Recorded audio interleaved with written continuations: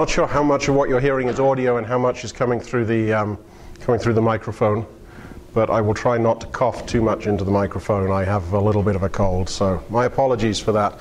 My name's Bob Archer. I work at Coverity. I've been there for about a year now, and so the bad news is that I don't know anything. I don't know everything there is to know about static analysis by any stretch of the imagination. The good news is that I've spent the last year learning stuff, so I think I'm still in that position where I've learned things that were new and unusual and different, and I hope I can pass some of that on this evening. So static analysis seems like all we'd have to do is just find the bugs and tell you about them. It actually turns out to be a whole bunch more than that. There's a whole load of technical, psychological, philosophical problems around it. So I just quickly wanted to introduce you to what we do. Basically, we look for defects in code. I've used the word defects rather than bugs here. Internally, we tend to refer to things as defects until somebody has actually looked at it and determined that this is a bug. And this sounds a little bit like just playing with words. It's actually a little more than that. Having said that, I will probably use defects and bugs interchangeably and inconsistently during this talk, so I'm just warning you about that. We work with C, C++, Java, and C#. We've just released our new, what we call our unified C# analysis that uses the same engine that we've been using for C++ and Java for a while. And here's a simple example. Find the bug. I should have brought prizes to give out. Anybody? P could be null, yeah. So in this case, there's a code path, a perfectly reasonable code path as far as we can tell, where we've got a null pointer and we're trying to dereference it. I just want to say a word about the examples I'm going to be putting up. The examples have all been shrunk down so they fit on a slide. They've all been simplified to illustrate a particular point that I'm trying to make. And they may well not be useful code or well-written code or anything like that. The examples are very much trying to make the point. Having said that, in the real world, we don't get to reject code just because it's badly written. In fact, half the point is that we have to take code. The number of times we'll look at something and go, this is just horrible. And yet our software still has to cope with it. And in fact, that's the place where we find the interesting bugs. The other thing is, a bug like this looks pretty straightforward. But in the middle there, between the if statement and the dereference, there could be a whole bunch more lines of code doing all kinds of things.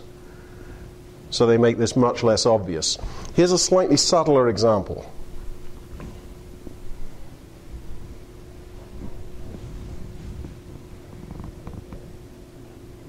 Anyone want to guess? Walter? Well, it's really the same problem. Yeah. Not really different. So, Walter, P could be null. Not really different. Okay, we're gonna come back and look at this in a little more detail later. I think there are some differences between the two that are instructive. Just quickly, I want to show you.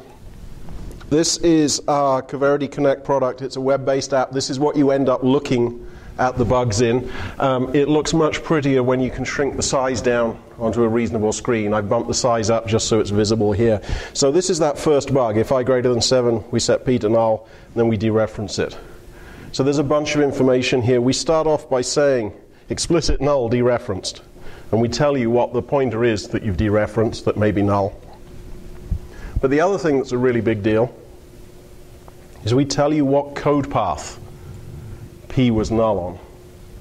Just simply saying there's a bug here is not close to being enough.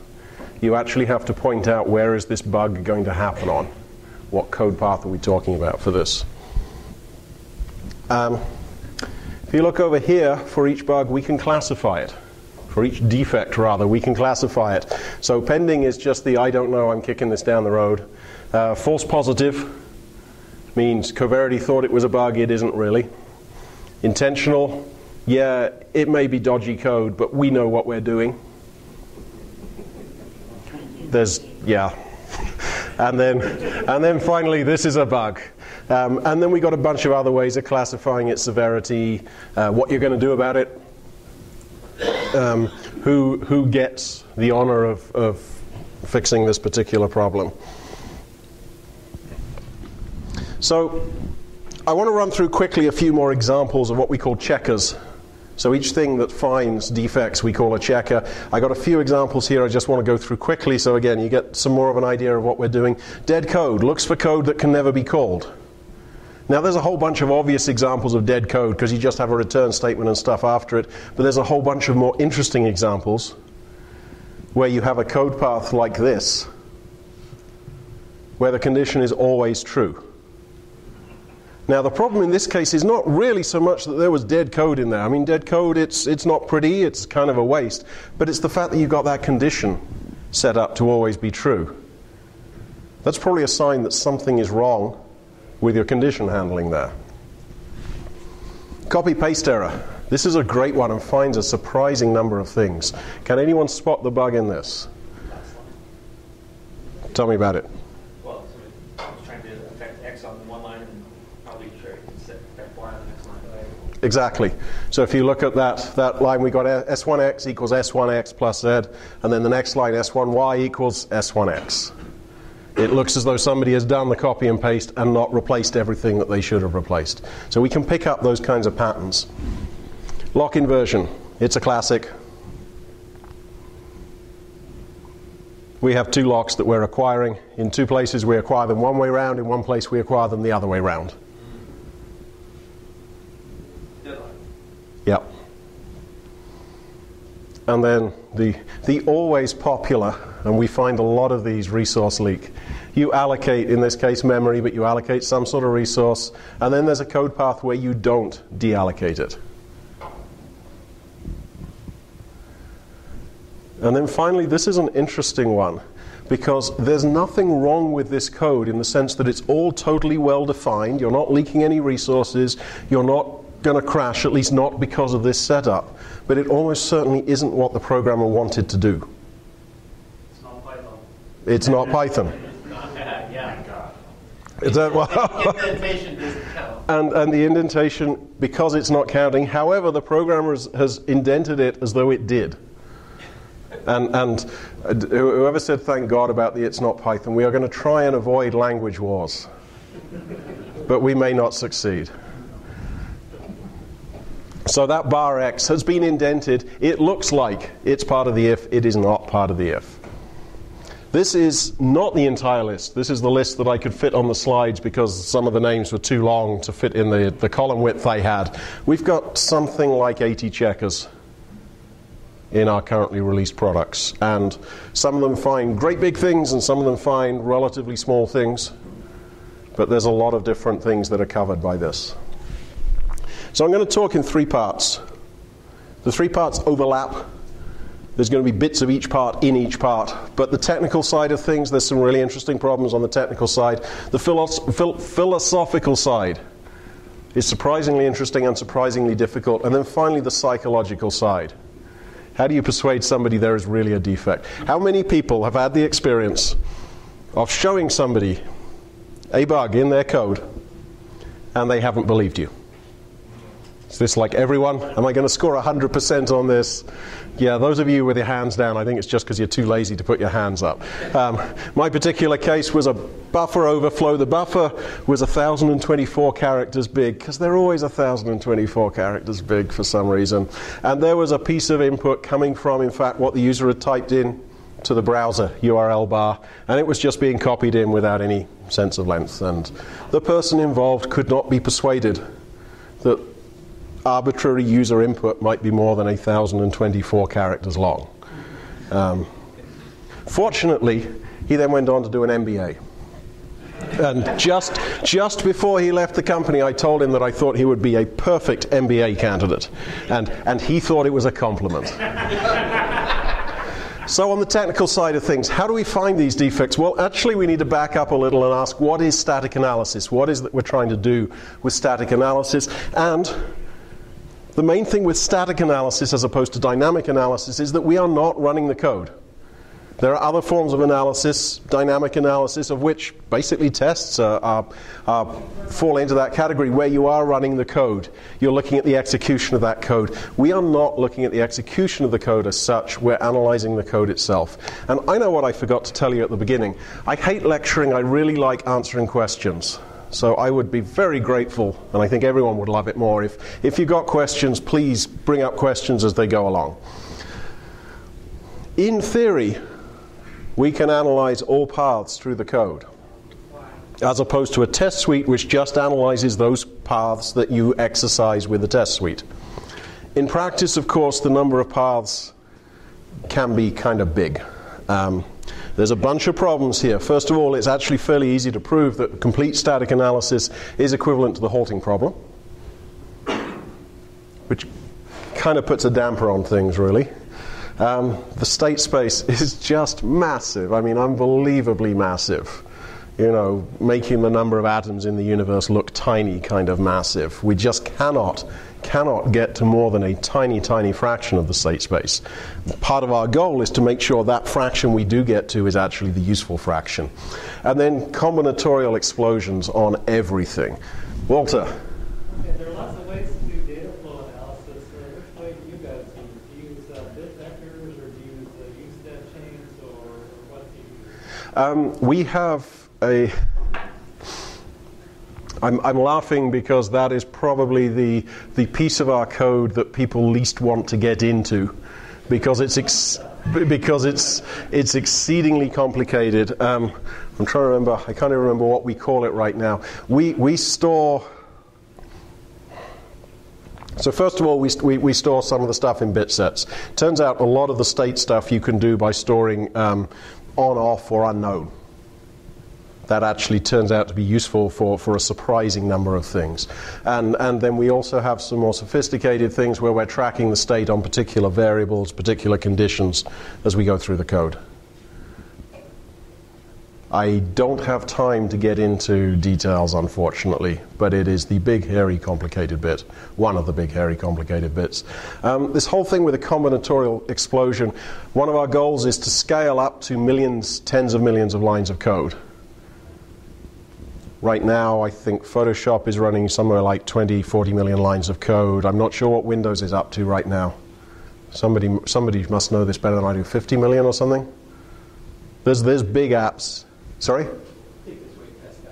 Past 50 million, right. Pretty much everything ends up in a combinatorial explosion. The number of paths, the number of variables, the number of possible interactions. We have to be very careful about what algorithms we use. Even n log n gets way bigger than we want to deal with. So our solution to this is abstract interpretation, which can be summarized as simplify, simplify, simplify. We cannot handle everything, so we just handle bits of it. And of course, as with any good solution, that leads to a set of problems of its own. What do we simplify? How are we going to simplify it? How much are we going to simplify it? And this is where some of the art rather than the science comes in. So we have to make a whole bunch of choices and trade-offs around what it is we're choosing to simplify and the way we choose to do it. So, for example, Walter was talking about the state and the bit sets and stuff. We don't store everything. We make choices about what to store and what not to store. And if we do it well, we get good results out, and if we do it badly, we get terrible results out. And this chart is one of the problems that we have to deal with on a daily basis. So on one axis we've got whether a bug exists or not, and on another axis we've got whether we find it or not. So there's two areas we want to be, top right and bottom left. If there's a bug, we want to find it. If there isn't a bug, we don't want to find it. There's two areas we don't want to be in. Either the bug exists and we don't find it, which is a false negative, or the bug does not exist but we report something anyway. It's the boy who cried wolf scenario. The really bad news is it turns out that these four boxes are not independent of each other. We cannot just bump up the nice green true boxes and keep the red boxes down. We play this game of trading off between false positives, true positives all the time. So this is the overall picture we've got of our analysis. We're going to go through this step by step in a moment, but if you look, we start off in the top left corner with source code. We finish up in the bottom left corner with that red box, the Coverity Connect web app. That's the web app that I showed you at the beginning, which lets you look at the bugs, or the defects rather, that we've discovered. So this first step, getting the source code, and running it through what we call build, capture, and emit. If would anyone like to guess how many companies out there are prepared to change their build process to accommodate us? It's a round number. It's a very round number. How many people like their build processes? Oh, I think you're both lying. But build processes are massively, massively horrible. I think it's one of the problems that as an industry we have just bombed on totally and utterly. So we cannot go into a company and say, yeah, you can use us, but first you've got to change these things.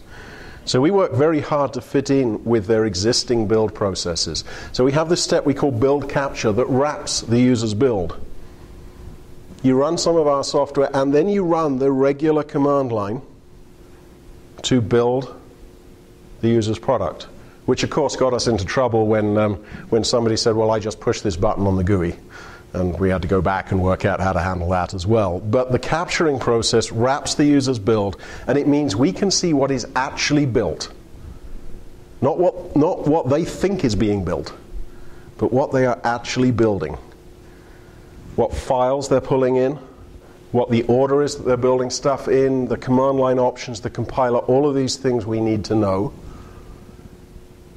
For example, on the compiler, we actually emulate something over 100 different compilers and 200 or 300 different variants on those different compilers, because we have to be looking at the code that is compiled in the same way as the user's code is. If we're not looking at that, then we are not looking at their code and what they're doing. Just simply building is a hard enough problem on its own. We put a lot of effort into this. And then we have what we call the emit stage. So we run through our own compiler front end, which emulates several hundred other compilers, and we get data out of that.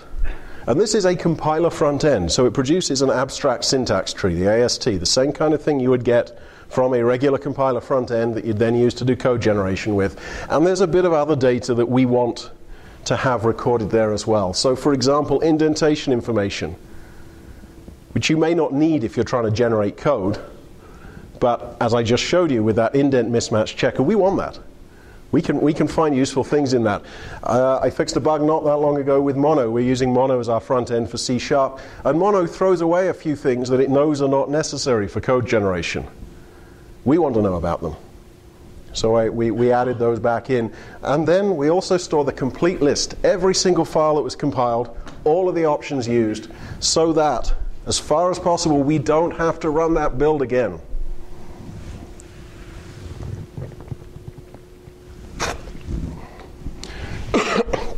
And a lot of that is because, like I say, these build processes are extremely big, extremely complex.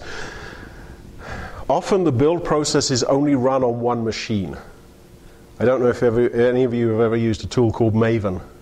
It's a Java build tool. And setting it up is non-trivial, I will just say. And so people tend to have one machine with it set up on, but that isn't necessarily the machine they want to run the analysis on, or the machine they can tie up to run the analysis. So we store all that information so that we can bypass the build tool completely next time and just go through each file one at a time. So moving on, the analysis step. So this emit step produces something we call the emit database. It's the AST and this other information in that.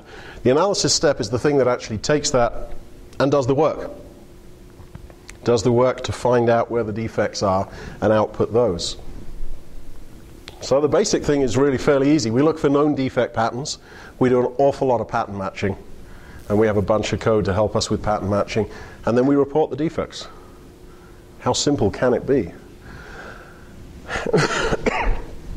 You can slice things in a lot of different ways. We've got intra-procedural versus inter-procedural. So the intra-procedural, you stay inside a single function. In general, that's relatively simple. It's relatively quick because there's usually some bounds on the size of a function, although, you know, some of them get like, we actually have a thing that kicks in if you get more than 5,000 different paths through a function. We stop analyzing at that point. And you would be surprised at how many code bases have 1,800 lines. 1,800 lines is probably not a problem, so long as it's not the 5,000 paths. Assuming that each line is just one after the other, no conditionals, no loops, no nothing, because that always happens, of course. But the intra-procedural is usually, on these simple, fast, gives you fairly accurate results, and it's good for showing you certain things, and it's really poor for showing you certain things. So then we move on to the inter-procedural, where we tend to know a lot about other functions. We're dealing with a group of functions, in particular for things like data flow. We got some security checkers that check for whether some untrusted user input gets through to, say, a database query, something like that.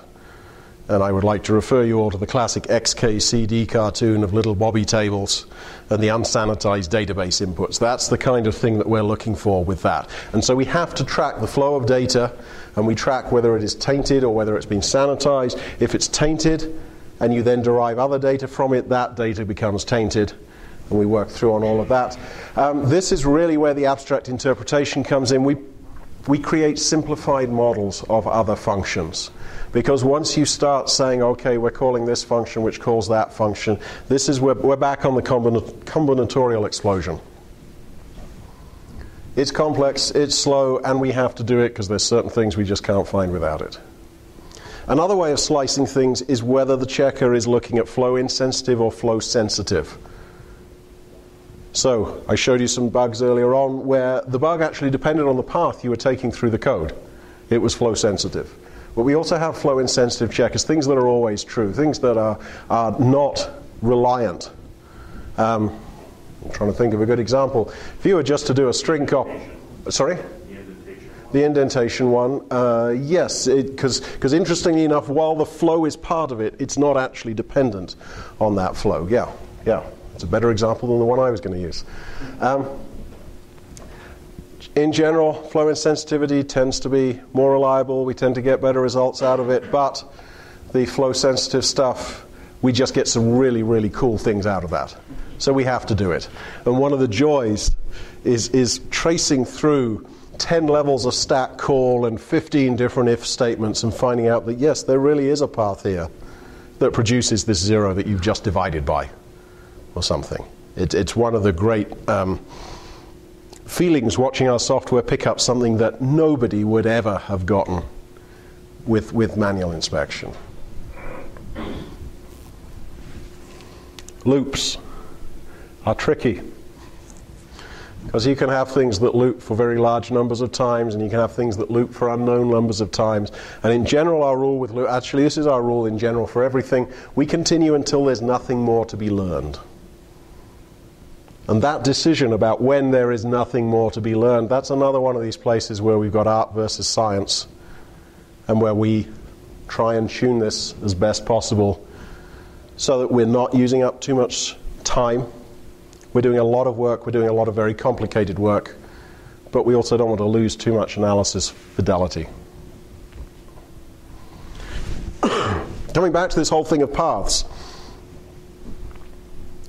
we do a thing called false path pruning. So there's a bunch of paths that we can statically look at and say, well, these seem possible.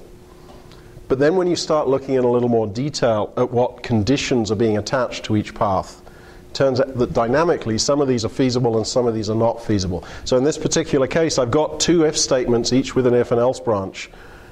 So in theory, there could be 4 paths through this. In practice, there aren't.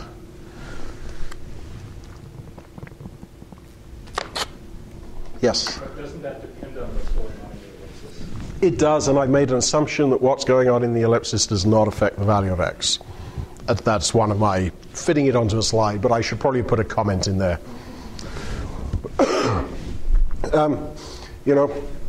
In this case, the two conditionals are exactly the same. We're switching on x both times. We do have more sophisticated analysis, so it knows that if you've switched on x less than 12 one time and then you're switching on x less than 10, or maybe it's the other way around, I can't remember. There's certain paths that work and certain ones that don't.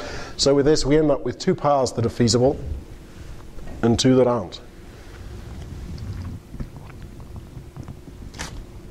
And that's great news for us, because that's two paths we don't have to bother checking. Because short of some cosmic ray flipping a bit in your memory, they're just not going to happen. Is there a defect here? It's a trick question. They're all trick questions. Actually, there's probably several, but there's one I want working on. Here's a clue.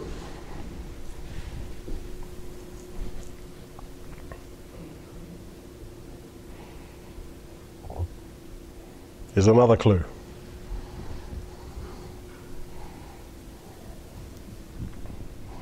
LSeek can return -1 as a failure code.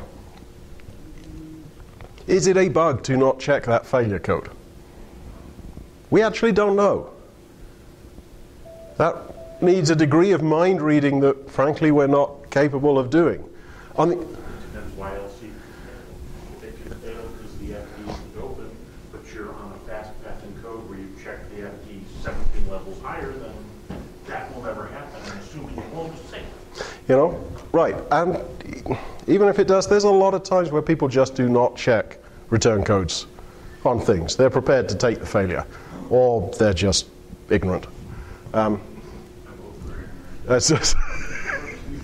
Just for the record, since this is on the recording, I did not refer to any of our customers as ignorant then.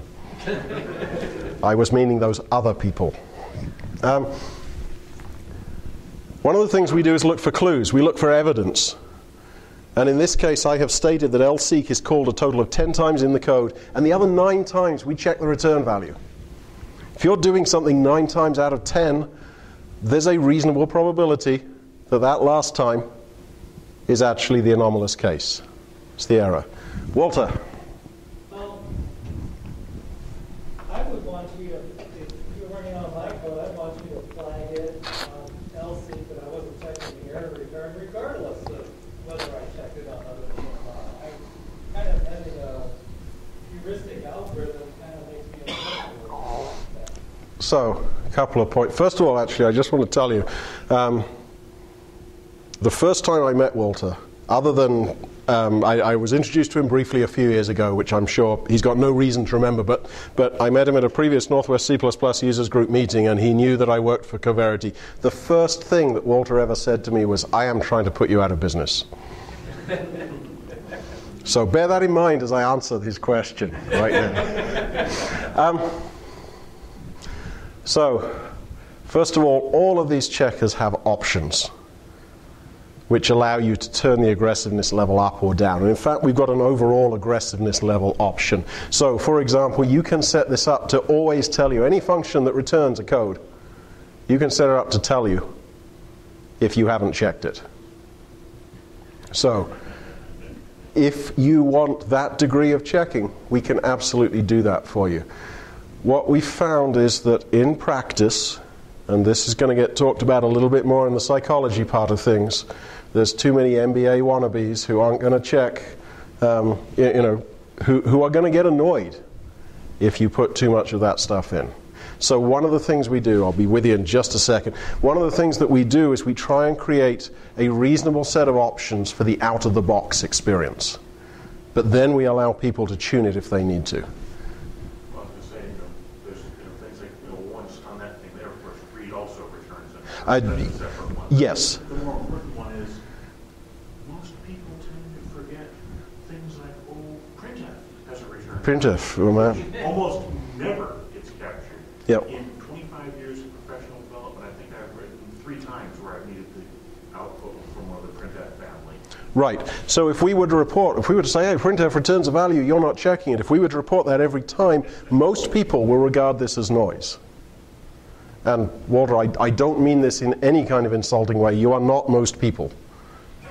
I really don't. I'm just saying that you probably want a level of checking that would drive everybody else in the world nuts. And this is a good thing, frankly. Sorry, my high horse. This is nothing to do with Coverity in particular. Man, are we bad at writing code or what? It's embarrassing at times. I do computer support for my family and for a number of friends, and the number of times I have to say, yeah, it's just wrong, it's bad, it's stupid. Anyway, moving on. So we have these things called statistical checkers, where you're looking basically for consistency across the code base. Did you do this thing 9 times out of 10? If so, the 10th time we're going to tell you about it. If you did not do this thing anywhere, printf, you did not check the return value of it anywhere, we're not going to tell you about that. At least not by default. You can set an option if you really want it. The code base is actually composed of multiple code bases. Like, somebody who wrote a library has their own level of consistency that's different from applications. Correct. We do not actually do that. I can think of many ways in which that's a great idea and many complications it would introduce. But yeah, that's a really interesting idea, actually. Or the person that I hired 3 years ago and fired 2 years ago did have this particular style. This is true. One of the things actually we do with that Coverity Connect, the web app, is we do allow you to integrate with things like version control systems. So it is actually possible to get information about, well, who wrote this line of code? And you can use that for good or for evil. So moving on to kind of the last phase. We've done the analysis. We've got a bunch of defects out. We now need to put them into our database. And we need to be able to view them with the web app that I showed you earlier. So we're putting the defects into the database. One of the things is we're not just doing this once. You want to run the checkers over your code as the code evolves, as it's being rewritten. And one of the things is once you've got a defect into the database, you don't want to put it in multiple times. You may have got it in there and you may have marked it as an intentional. You do not want to have to go through and mark that as an intentional every new time you run this. So we actually work quite hard to make sure that defects that already existed don't get put into the database again. And it's the usual problem. The code around them might have changed. They may be in a different position in the file. So we work very hard so that you do not get duplicates. We also put a whole bunch of cross-reference information in. So our web app viewer is actually a very good code navigator.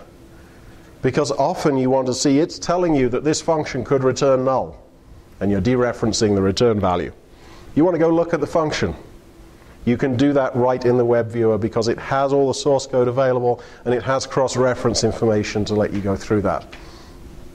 And ultimately, this is where our customers are going to be viewing these defects. This is where they're going to be looking through them. And so we want to give them a whole bunch of tools to be able to manage the defects. Prioritizing them, categorizing them, integrate with the bug tracking systems. We can slice it. You can search by a whole bunch of different criteria. Quite a common thing. Somebody licenses our product, they run it, they get 10,000, 15,000 defects. They are not going to fix them all at once. Just doesn't happen in the real world. So they'll set that as a baseline and they'll say, okay, no new defects from now on. But perhaps we'll have a rolling program to go back and fix the worst of that initial 15,000. So being able to prioritize the defects, being able to search them by a particular area of the code. I heard from one customer recently, and they identified certain of their libraries that were the key ones, the crucial ones. Everything relied on them. These really needed to work well. And so they prioritized the defects that were in those areas. So this web app gives a whole bunch of tools for managing these things.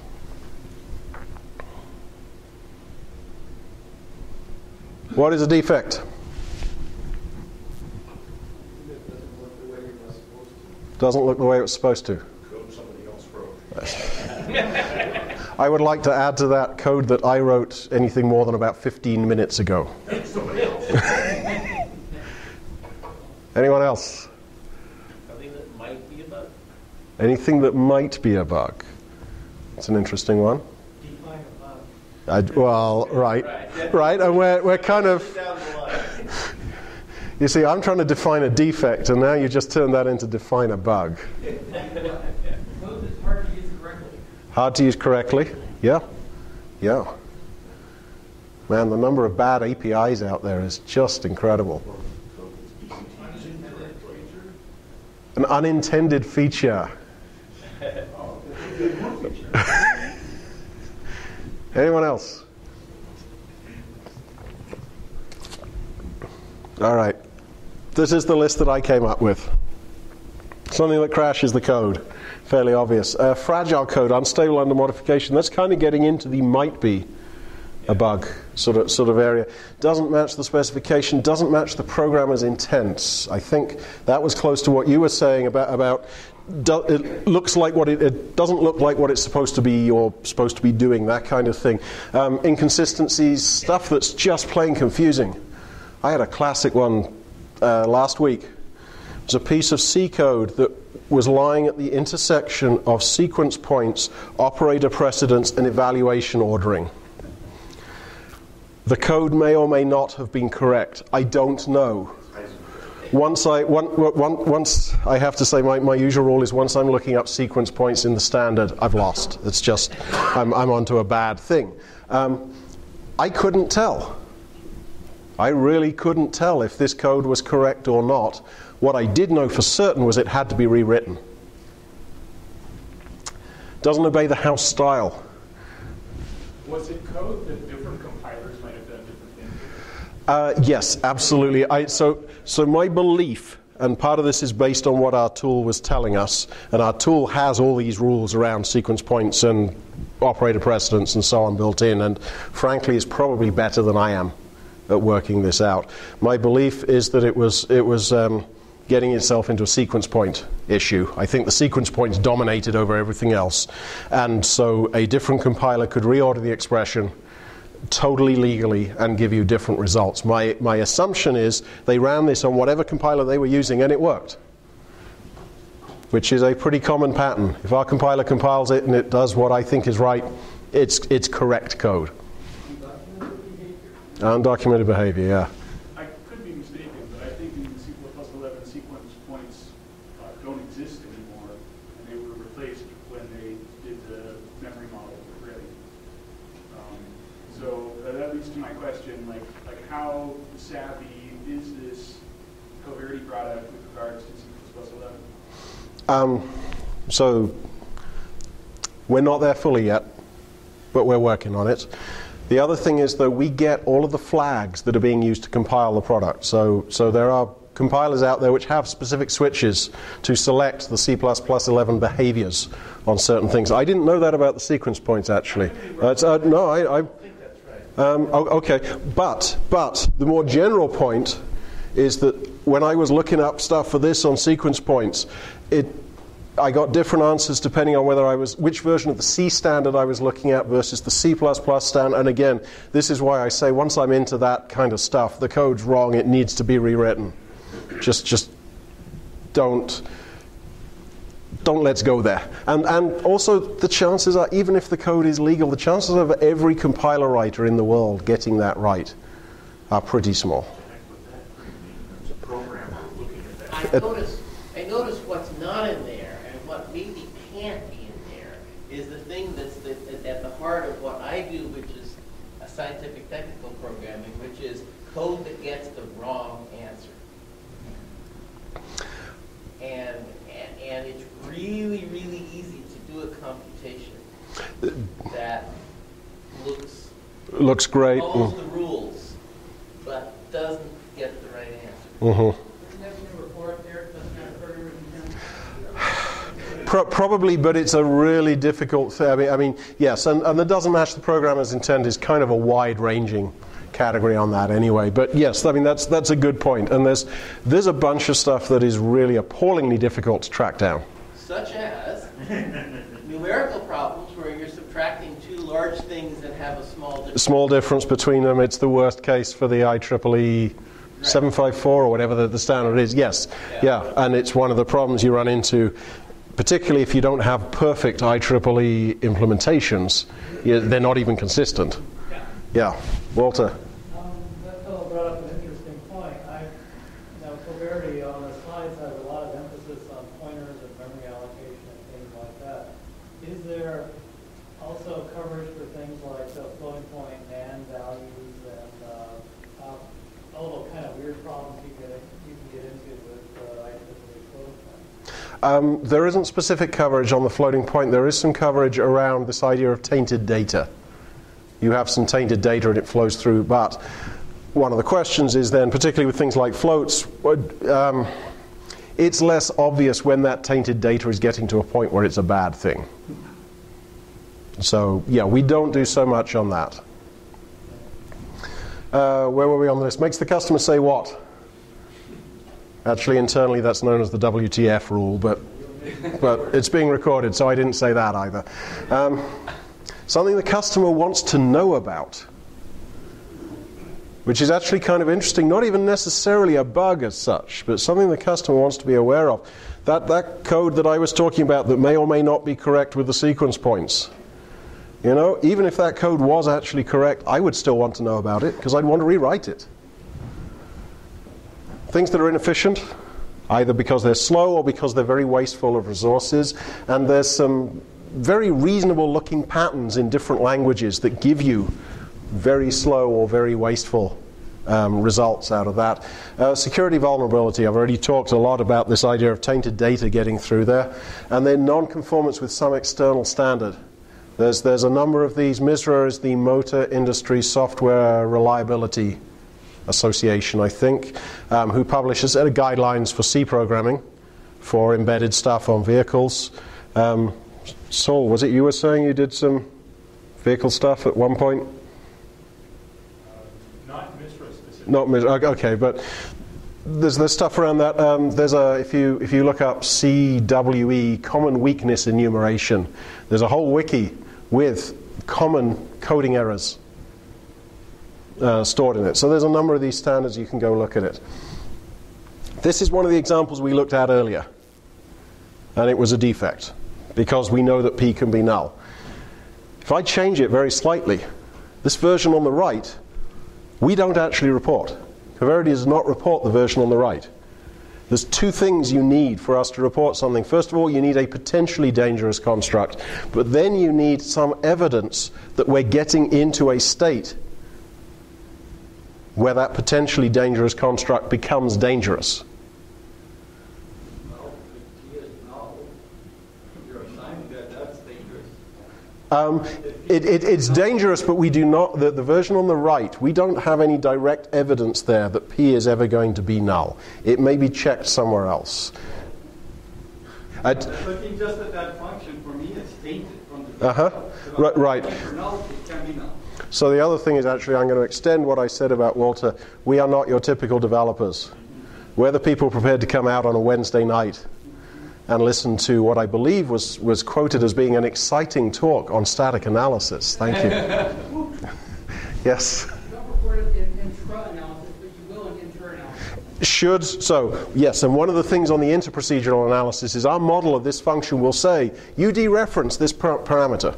This function dereferences this parameter, which means that if we ever call it with something we know to be null or know could be null, then we'll hit it. So, yeah, your point is we need to tune things so that your average developers will not get too annoyed with us. And then the other interesting question is, what is that defect in the left-hand piece of code? There's three possibilities. First of all, that we did do the pointer dereference without the null check. Second possibility is that actually it shouldn't have been checked for null in the first place because we knew it was never going to be null. And then perhaps the most realistic one is just the code is inconsistent. We have part of the code which says this thing could be null, I got to be careful. Part of the code says this thing can't ever be null, I don't need to worry. Does the product recommend assertions or something in that case? We make very few recommendations. We have one of the big problems, if we recommend something and somebody follows our recommendation and it turns out to be wrong, are we in trouble?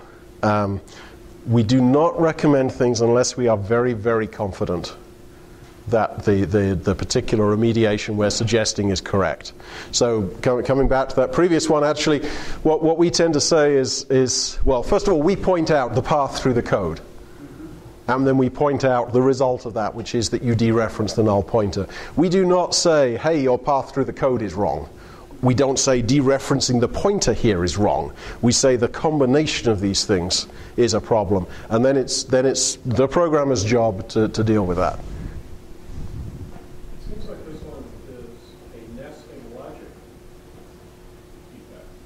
Mm-hmm. It could be the exact same defect as on the slide, but they left out the curly braces. That is quite possible, yes. And Than any of the ones in the rest. right, and one of the things that we find actually is some of our checkers, which are nominally looking for different things, actually have a fair amount of overlap in them. And exactly what defect we put in what category can depend on a whole bunch of different stuff. So we would not ever say, hey, we think you should have indented this more. Again, that's one of those things where that's going to get us into big trouble. Whereas with this defect, we're trying to look at the programmer's intent, and we can see the programmer did indent that, and we think they shouldn't have done. But again, we're not going to say, outdent this or put braces on it. We're just saying, this is odd. Just a basic question. You do have settings for how many spaces to have. What we do is we actually look at the indentation that's being used around that piece of code. So you don't have to set it at all. We'll look and see if you've used spaces and you're using, and again, we have stuff in there if you're using spaces and tabs inconsistently. Well, first of all, shame on you, but we have stuff around to try and be very careful about not making unwarranted assumptions. I worked somewhere once where they had a mixture of spaces and tabs as the coding standard. For some reason, it's a setting on the Microsoft Visual Studio Editor. No other editor on the planet supports this. Another example where we're trying to look at the programmer's intent. If you look at this code, we set this string called display. We set it right at the beginning, and then we have an if and an else, and we reset display on both branches before we then use it. Is this what the programmer really intended to happen? And the answer to that is probably not. However, this kind of code is the sort of code that crops up all the time. I keep saying the programmer. Rarely is it the programmer. There's multiple programmers, including, as I think you pointed out, me at different points in time. You can see how this kind of code would arise. The first version just set display and then called write with it. And then somebody realized there was some condition that was going to have to change it, so they wrote the if. And then someone else comes along and they realize they have to put the else on there as well. This stuff grows over time. Walter. Well, there's another problem with flagging errors with that. It's expanding templates or macros or things like that. And the code isn't wrong, it's perfectly legitimate. And so I guess what I'm asking is Coverity careful to do things like before template expansion? Or how does it deal with that issue? Yes, on this particular one I'm not sure, but we do not get a lot of false positives because of the template stuff. So I haven't worked in that area of the code, so I can't give you a definitive answer. What I can tell you is I have not seen many problems. One of the things we do at Coverity is we have a whole bunch of open source projects that we run our products over time after time, and we feed all these things into our big triage database, and then every Monday morning everybody on the analysis team gets an email with links to 4 problems, 4 defects, and we go and triage them. And this does a whole bunch of things. First of all, we get to see how our product is working on other people's code, not on our little test examples, but on other people's code. Secondly, we also get to build up our own database of typical defects that are found in these open source projects so that we can actually see what is really going on with stuff. And so when I say I haven't seen many of these, it's looking in our database of that kind of thing. Do you ever report the bugs that you find in open source projects, after projects? Yes. I've never seen one of these bug reports from Coverity and Boost. I don't know if, so we have a program called Coverity Scan. If you could type Coverity Scan into Google, it'll take you right to it. And we actually run our software on open source projects on our servers, and people and basically a legitimate open source project maintainer can get access to this and can get the results from it, and is free then to take this back. So Linux kernel is in there. I believe OpenOffice is in there. There's something like 1,000 projects in there. I do not know if Boost is one of them. I'm sorry. But they could be. They could be. So coming back to this list of what we thought may be defects, what does Coverity think of as a defect? Well, it's easier just to go through the ones that we don't. Fragile code. Code that might cause a bug. That might word doesn't work for most people. Probably does work for most of the people in this room, but for most people out there, they don't want to know that it might cause a bug. They want to know, is it causing a problem right now? Doesn't match the specification. Man, would we love to have a checker for that? The problem is that you know what happens once we develop an AI that'll do that. Then we've got the Singularity, then we got Skynet, and we got the Terminators, and we got the running and the shooter. It's bad. So we don't even go down that route. Any specifications? There aren't any. Oh no, there are lots of specifications, and they're all inconsistent and contradictory, and they change over time. Everybody should have a standard. Yeah. What did I hear? Specifications are like ice cream. They're better when they're frozen. Along those lines, I know there are other checkers that have knowledge of common APIs and what the parameter types are supposed to be. Yes. Yes, absolutely. That's a form of doesn't match the spec. That is a form of that. There's some limits on what we can do with that, but absolutely, we know what the common APIs, the common frameworks are, and we have. So, for example, that lseek example, we have that coded in. lseek can return an error value. Yep. Do you do similar to what I've seen from, I think I want to say GCC, of actually like comparing the number of expected arguments in a printf to the, from the format string to the number of arguments actually supplied? I believe we do have a printf checker that does that. It's a relatively easy thing to do. Sorry? And some of the compilers do as well. And one version of GCC did, I know. Yeah. Confusing code. We do not have a checker that says flag confusing code. However, in practice, what tends to happen is there is code that confuses our checkers. There is code, and in general, this gets shown up because you get a false positive. The checker says this code is wrong.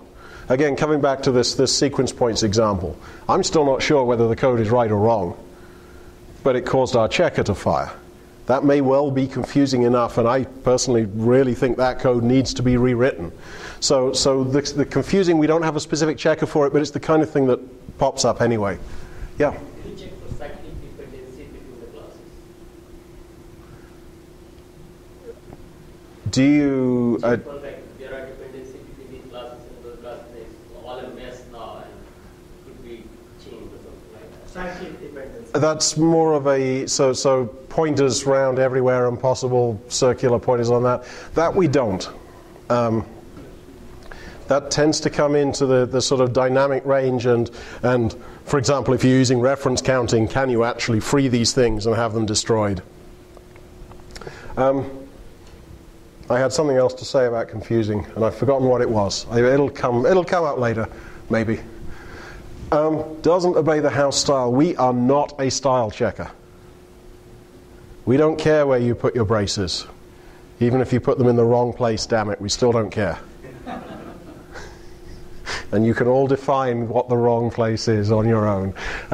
We do not check for style, except for limited examples like that indentation one I showed you, where we think we can actually gauge programmer intent. We don't care what your indentation is. We don't check that you have used the right camel case on whatever. If you want to do that, there are tools available for doing that. We don't. And everything else, we kind of try and do. Probably the most interesting one and the ultimate arbiter of this is something the customer wants to know about. The customer's paying us money to find out interesting things. And if they want to know about something, we should be telling them. That's always what it comes down to in the end when we're arguing over whether something should be reported or not. Is this something the customer would want to know about? Persuasion.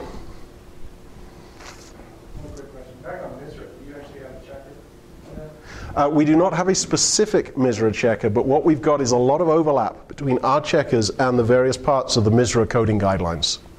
So there is not a single MISRA checker, but we overlap a lot with that, just as we also overlap a lot with the CWE, the Common Weaknesses Enumeration Standards. So do you have extensibility, plugins or something where somebody could implement these things? We do, yes. The one thing I will say is implementing these things is non-trivial. However, we do have an API that lets you extend the product, and we do have people who are using it to extend it for their specific things. Often for their specific frameworks that they're using, that kind of thing. We cover the common frameworks. We can't cover everything. Nobody likes Lloyd, sorry. Yeah, on frameworks, you cover QT. Don't know. Don't know. I'm sorry. I've never seen it in our code, but that doesn't mean we got a lot of code. Nobody likes being told that they're wrong. There is this theory, this myth of the egoless programmer that Jerry Weinberg came up with. I think I have worked with one person in my career who might fit that category, and I think he is now retired to live on a mountaintop. It's tricky at the best of times. Just saying there's a problem here is not enough. You need to show the evidence. Usually this is in the form of the path leading up to the problem or the particular values that something might take. You show all the evidence, and even then, they might not believe you. It's a shame we don't have one of our sales engineers, because they're the people who actually go on site and put up examples of defects in potential customers' code. And the potential customers then say, no, that's not a problem at all. And sometimes they can be persuaded otherwise, and sometimes they can't. And there are actually a few edge cases where we spend a lot of time arguing about it as well. A lot of this stuff is not as cut and dried as would be nice. Coming back to this bane of our existence, now annotated with the number 1, which gives you a clue, there's going to be more. If we have too many false negatives, there is a problem there, we don't report it. Our product is ineffective. If we have too many false positives, people lose confidence in it. The thing that our sales engineers hate is they go out to a customer site and they bring up a set of bugs, and the first 10 of them are all false positives. They're not really bugs. All of a sudden then people don't believe any of the ones after that. So we work very hard to keep this false positive rate down to reasonable numbers. If you train people that when you cry wolf, there's not really a wolf, they won't believe you when there really is a wolf. It's the usual thing. And particularly if people are used to this idea of it throwing up false positives, you might have something that is a true positive but is difficult to see. Even with the information we give, it's still difficult to see. And so they're much more likely to dismiss that. Churn is basically the changes in our results between versions. We're always working on the product. We're trying to make it better. We're trying to improve things. We want to get those true numbers up. We want to get the false numbers down. We come up with a new way of doing a checker. We come up with new checkers. We divide this into good churn and bad churn. The good churn, we increase the true stuff. We decrease the false stuff. That's always our goal. The bad churn, we decrease the true stuff, we increase the false stuff. And it's never quite as simple as that, because the two things are linked. In general, you increase the true positives, you also increase the true negatives as well. And this is what our kind of aggressiveness settings do. So Walter, if you wanted to run it on a high aggressiveness setting, you would see much more in the way of true positives. You'd also see more in the way of false positives, and need to be prepared to deal with those. But life gets even worse, because even the good churn can be a problem. Your manager wants to see a graph like this. They earned an MBA to be able to see a graph like this. You install a new release of our product, you're going to see a graph like that. And then if you install another new release, you're going to see another spike, and so on and so on. This is with good churn. Managers hate seeing that. They hate seeing the graph go up. They want the graph to go down. Bad managers hate seeing the graph go up. Good managers are fine. Yes. I'm not going to go into a rant about the percentage of good managers versus bad managers, but even those managers have managers, and the chances of them being good managers as well is pretty small. So we actually get into a point where we can improve our product. We can make our product better, and people don't want it. They do not want to get the next version because they're going to look bad, because the graph's going to go in the wrong direction. Walter. I understand all that, but Coverity isn't cheap. And a customer isn't going to hire you guys unless they really want to know about you. So how would this really reconcile? So there's a number of issues here. First of all, you're correct. We're not cheap. We think we provide value commensurate with our cost. But no, it's not something you're going to... However, the person paying for it and the person using it and the person who decided to buy it can be three different people with very different attitudes towards it. And it's possible to use us in, frankly, very negative ways. If all you're worried about is getting that graph to go down and down and down, then you're probably not getting the best use out of us. And there are people, or their managers, or their managers' managers, who just want to see the number go down. It's the old problem. You reduce something to a single metric, your incentive is then to improve that metric at all costs. So it turns out, and this is in the psychological section for a reason, it turns out not to be quite as obvious as certainly we'd like it to be.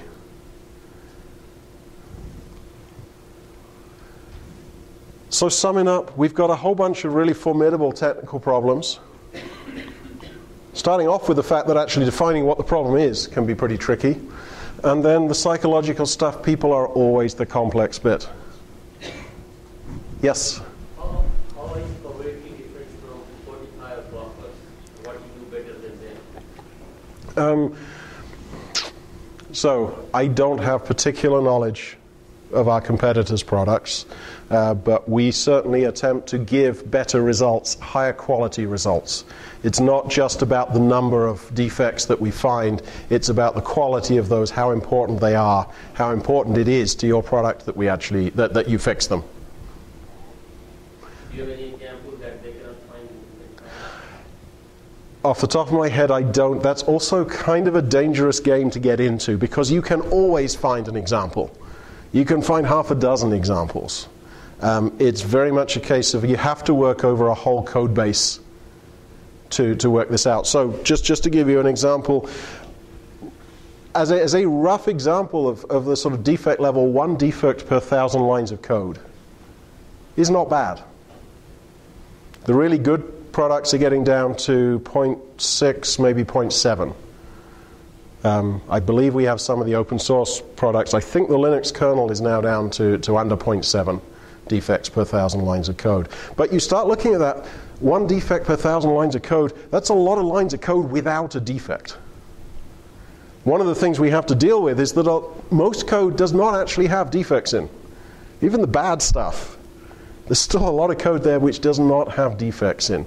So in order to properly evaluate us against any of our competitors' products, you really need to be running it over a big code base and looking at a big picture rather than an individual thing.